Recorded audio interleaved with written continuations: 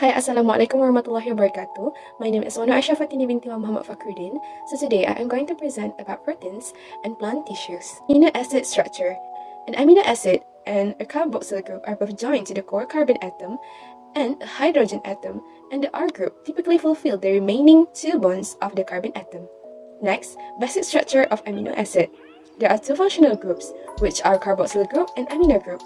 The second one is amphoteric, which is have both acidic and basic properties. Next, groups of amino acids. There are 20 types of amino acids commonly found in proteins. All have the same basic structure, but different in the side chain R. There are 4 groups of amino acid, which are nonpolar, polar, and electrically charged, that is divided into 2 types, which is acidic and basic. Next, formation of dipeptide.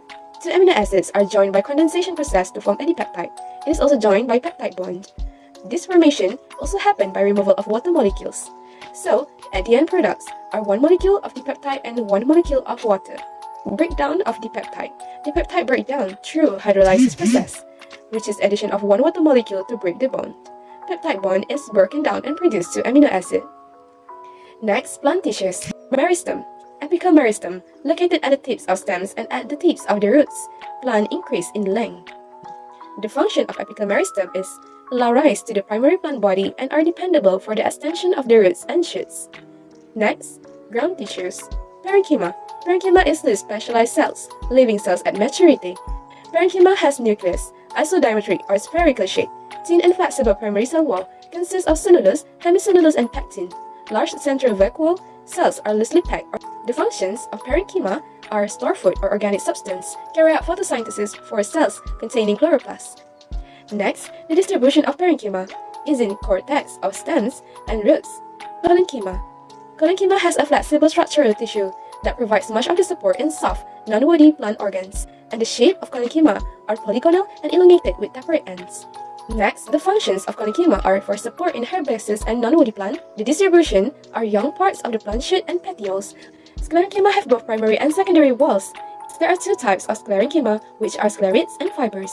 Sclerites has irregular shape, shorter than fibers, unevenly thickened with lignin, while fibers has polygonal shape, elongated with tapered ends, which overlap and interlock with one another. Next, function and distribution of sclerites and fiber. Supporting tissue. Number 2, provide mechanical strength and rigidity to the plant. The distribution of fiber is outer regions of cortex, xylem, and phloem, while sclerites, cortex, pith, and seed coat. Xylem consists of water-conducting elements, which are tracheids and vessel elements. Next, tracheids. Trachea has elongated, hollow, small in diameter, tapered at each end. Vessel elements. Vessel elements has wider, shorter, thinner wall, and less tapered than tracheids. Function and distribution of xylem. Xylem transport water and minerals from root to other parts of plant, while the distribution is vascular bundle. Next, phloem. The structure of phloem consists of sieve tube and companion cell. Sieve tube, conducting cells, thin primary wall, alive at functional maturity. Companion cell, non-conducting cell, metabolically active. Function, transport sucrose and other organic compounds from the leaves to other parts of plants, while the distribution is vascular bundle. That's all for me, thank you.